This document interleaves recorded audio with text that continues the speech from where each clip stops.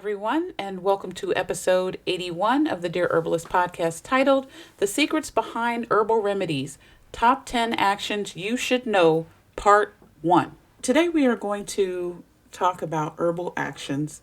What are they, why they're important, and why herbalists should look at and use and consider herbal actions in their formulations. We're also going to look at 10 herbal actions for part 1, and we'll look at some more in part 2 for Thursday's podcast. So I wanted to split it up because, as you all know, there are tons of herbal actions out there, and so I didn't want to try to stuff them all into one podcast and make it longer than necessary. I try to keep my podcast times to digestible times versus me just talking for hours and hours and hours and hours, because the goal is for you to get the information, understand it, and then turn around and go research it yourself, digest it, think about it, apply it to your life. So in order to do that, you have to kind of take it in small bites. You don't want to just stuff the whole elephant in your mouth, right? Take small bites. I know we've all heard that before. So that's what we're going to talk about today. But real quickly, check out my Facebook and Instagram. For the rest of this month, I am going to be giving out free recipes, okay, using all actions and things like that for the fall. So I know people have been reaching out to me and saying, what can I do for this and that? Well, I'm going to give you some simple recipes for free. You don't have to pay for them on my Facebook and Instagram for the rest of this month so that you can prepare yourself for the fall and the winter and beyond. So stay tuned for that. You can check that out there. Now let's get into tonight's topic, herbal actions. Now what are they? Because I like to define things. So get your pens, papers, notepads, back of a receipt, something. Okay. Write these notes down because you're definitely going to need them. It doesn't matter if you are a clinical herbalist. It doesn't matter if you're an at-home herbalist, if you're a product making herbalist. It really doesn't matter. If you are an herbalist or plant enthusiast, you want to know these things, especially if you are considering using plants for medicine. These are some actions that you need to know. It'll also help you to understand how you can help them work. How do they work with the body? If you're asking the question, well, how do I know if my formulation is going to work? This is one of the ways that you can secure that. Okay. This is one of the ways that you can help guarantee that. Okay. By making sure that you are pairing the action with the disorder. And we're going to talk about that. So herbal actions are specific effects that herbs have on the human body. They describe how an herb interacts with and influence the various bodily systems or processes. Now, we've talked about body systems and processes, the biochemical processes, the receptors. We've talked about that before. So this is what we're kind of talking about, as well as your body's physiological processes. All right. So an example of herbal actions, we can look at a diuretic. Now, diuretic herbs, they increase urine production. Okay. And sedative herbs help calm the nervous system. So if you are having someone that's very hyperactive, they're overly stimulated, their nervous system is all over the place, and they need to relax, they need to calm down, then you want to make sure that you find herbs with a sedative action because they will act on this particular system. Now, why are herbal actions important? Let me give you 3 reasons. Number 1, they help us as herbalists understand how herbs work when they hit the body. All right. They help us to understand how herbs work in our body. Number 2, they guide the selection of appropriate herbs for specific health conditions. Every herb has an action. It has a destination. It has a purpose, and it knows what it's supposed to do. And because it's all automatically bioavailable to your body, once it hits your body knows what it is and it knows what to do with it.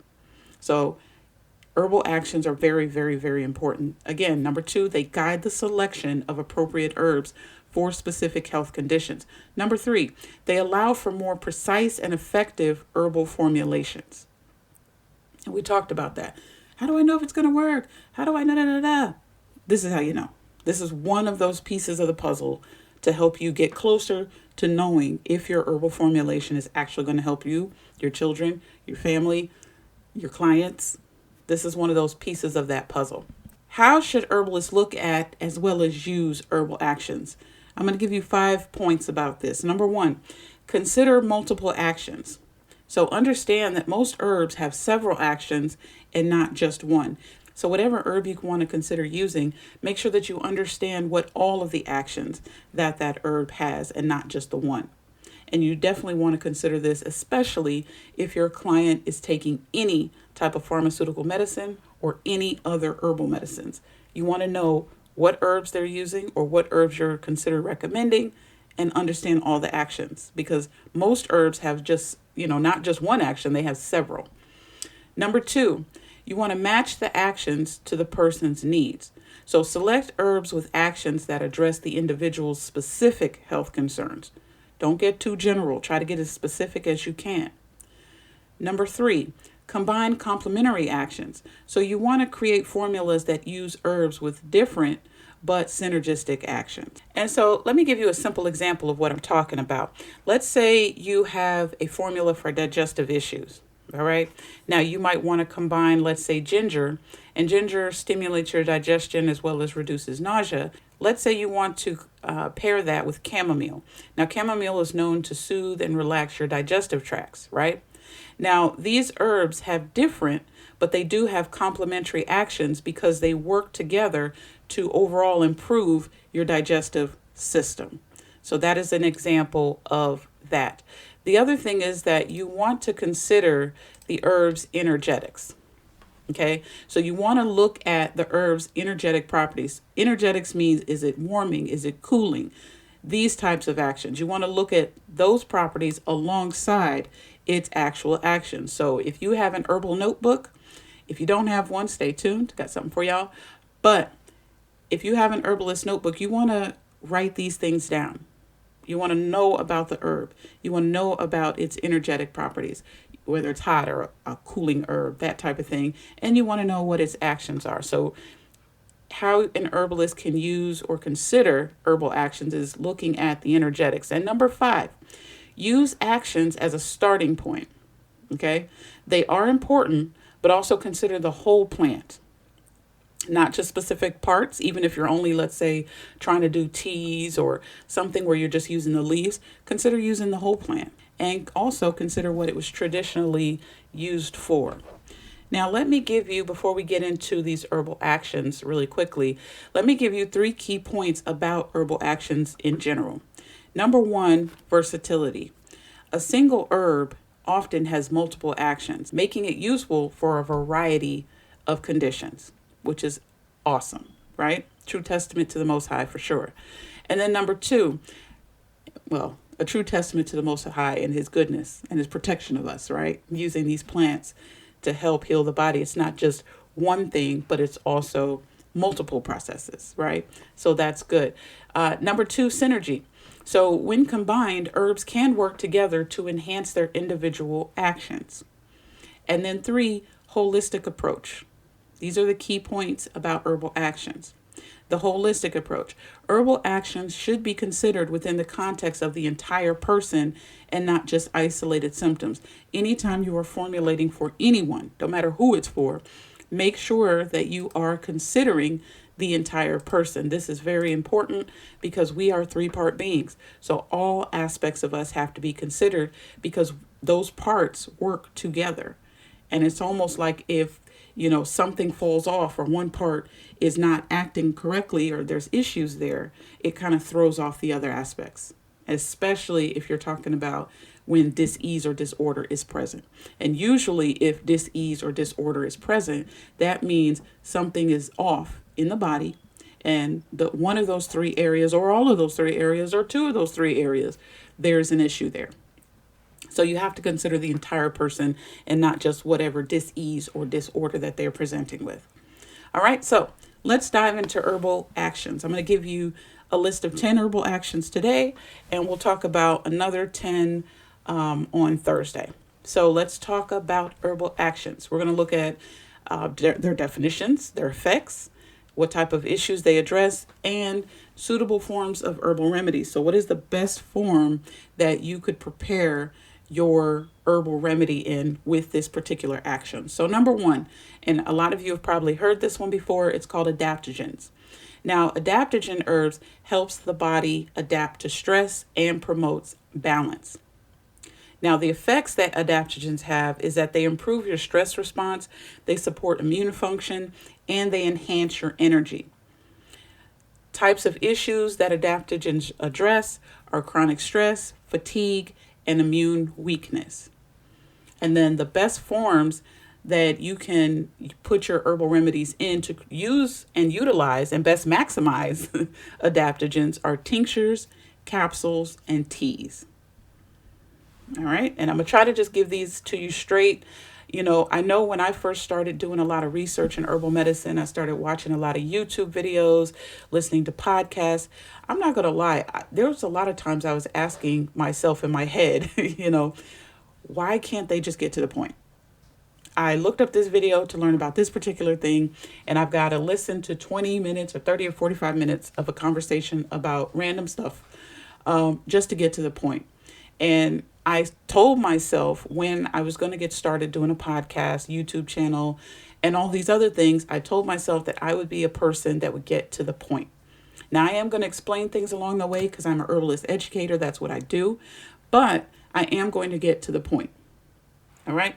So if you're looking for someone to babble on, tell you about my day and all that, no. We can always talk about that later. But right now, when we're trying to get to the meat of things and just get straight to the point and get you the information, then that's what I'm going to do. So you'll see that a lot from me. It doesn't mean I'm being, impersonal and I'm just trying to stay away and all that. I'm not. Trust me, I have opinions and thoughts. And if you've been listening to my podcast, at any point in time, you will hear I have opinions. So I try to stay off my soapbox as best as I can, but I am a human being, right? So sometimes we have to jump on that soapbox to express ourselves, and that is always okay. But if you're listening, you are listening to someone that gets to the point, all right? That's why I always say get your notebook, your pens, your pads out, because I'm here to give you information. And then you take that information and go back and research it, understand it, digest it, write it down so that it can help you and better your life. And right now, there's a lot going on in the world. People are ripping and running left and right. Kids, families, bills, stress, this, that, and the third. People's time is very short and limited. So I want to make sure that I get you this information and you can immediately go and apply it to your life today, tonight, right? Tonight. So, number 2. To my point of rambling, but I just wanted to say that because I don't feel like I've expressed that in any podcast before, not even my first one, but I am a get to the point type of person. So that's why I just dive right in. Every now and again, I'll interject, but for the most part, I dive right in. Number 2, anti-inflammatory. So these type of herbs reduce inflammation in the body. That's their action. The effects that they have is that they can decrease swelling, pain, and redness. The issues they address are arthritis, skin conditions, and digestive inflammation. That's inflammation in your digestive system, which is excessive heat, right? The best forms that you can administer your herbal remedies are tinctures, topical salves, and teas. Number 3, antispasmodic. Now, with antispasmodic herbs, they relieve muscle spasms and cramps. So if you have any type of child or you yourself are an athlete, you want to consider antispasmodic herbs because they do relieve muscle spasms and cramps. Or if you or yourself have any type of cramps, even if you're not an athlete, let's just say you're just a person that gets cramped up or you have spasms in your back or these type of things, you want to consider antispasmodic herbs. Their effects are that they relax smooth muscle tissue. The issues they address are menstrual cramps, digestive spasms, muscle cramps, coughs, okay? And then the best forms to administer these are tinctures, teas, and essential oils. Number 4, carminative. These type of herbs relieve gas and bloating. So the issues they address are indigestion, bloating, and any type of intestinal discomfort. The best forms that you can put carminative herbs in are teas, tinctures, and culinary herbs. Excuse me, I had water go down the wrong pipe. Woo. Oh, this water ain't gonna let me be great. Sorry, I was like, ooh-wee. Okay. All right, number 5, diuretic. Diuretic herbs increase urine production. It promotes fluid elimination and supports kidney function. You want to look at it for people that have, edema. That's one of the big ones. Too much fluid on the body, it settles in different places. That's also a circulation issue as well. You want to look at why is the body pooling in that particular area? What is the reason, right? That's a side note. But issues that are addressed: water retention, mild hypertension, and UTIs, urinary tract infections. And the best form to administer diuretics are teas and tinctures. Number 6, expectorants. Now, these help expel mucus from your respiratory tract. It thins and loosens mucus, promoting productive coughs, right? So it kind of helps the body. When your body is coughing, it's trying to clear out what's in your respiratory system. So you don't want to suppress the cough.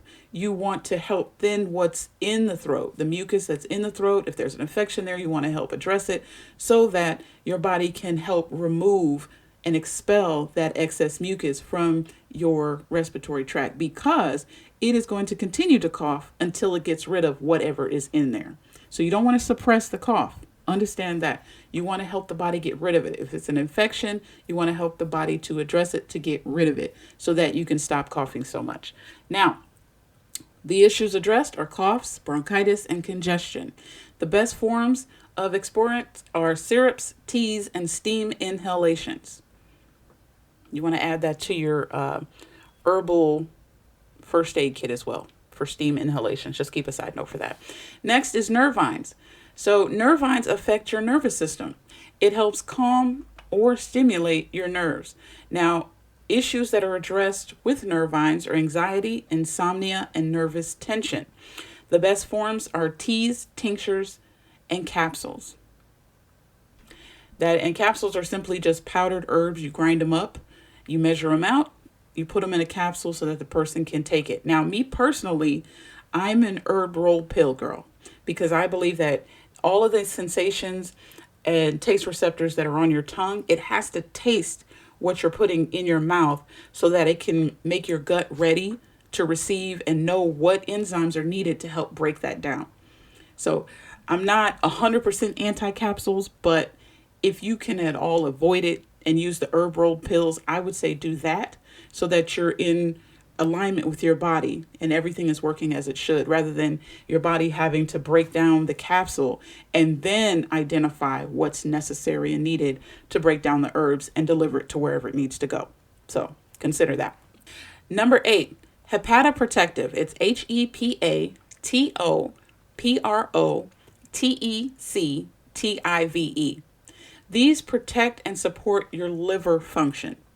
They help detoxification and they support liver cell regeneration, because the liver is an organ that can regenerate. All right. The issues that are addressed are liver damage, toxin exposure, and digestive issues. The best forms to administer these type of herbs are tinctures, capsules, herb roll pills, and teas. Number 9, immunomodulators. These type of herb actions regulate immune system function. It helps enhance or balance your immune response. Now, issues that these address are frequent infections and any type of autoimmune conditions. And we'll dive in a little deeper later to autoimmunity and these type of things, because it's a subject that I feel we need to talk about. But we'll talk about that later in future podcasts. Just a side note. The best form to administer these are tinctures, capsules, herb rolled pills, and syrups. And then number 10, antimicrobials. So antimicrobials fight harmful microorganisms. They inhibit or kill bacteria, viruses, or fungus. They address infections, wound healing, and any type of dyssymbiosis in your gut. And the best form are tinctures, topical applications, and teas. So if you have any type of ringworm and that type of stuff, that's antimicrobials. Those herbs need to have that action. So you don't want to just go grab some random herb. Is it an antimicrobial? If it's not going to help you. So keep that in mind. Also remember, okay, I've given you 10 herbal actions for this evening, but remember that many herbs have multiple actions, and the best form of remedy can vary depending on the specific herb and the individual needs. Okay, and if you're not sure what that is, how that works, always seek an herbalist in your area because they can help you, or you can reach out to me, right? These things are important. So if you like what you heard, please like, share, and subscribe. Follow me on all my social media accounts at The Demystified Herbalist. Don't forget that for the rest of October, I'm going to be giving you fall recipes, okay, so that you can help better prepare your home and fortify your home and get your remedies and everything ready for the fall and the winter, so that if we do have to hunker down or if we do shut down again, you are prepared. All right? So take care. Please consider all of these herbal actions. I hope that I've been able to help you this evening. Be blessed. And with that, family, I'm out.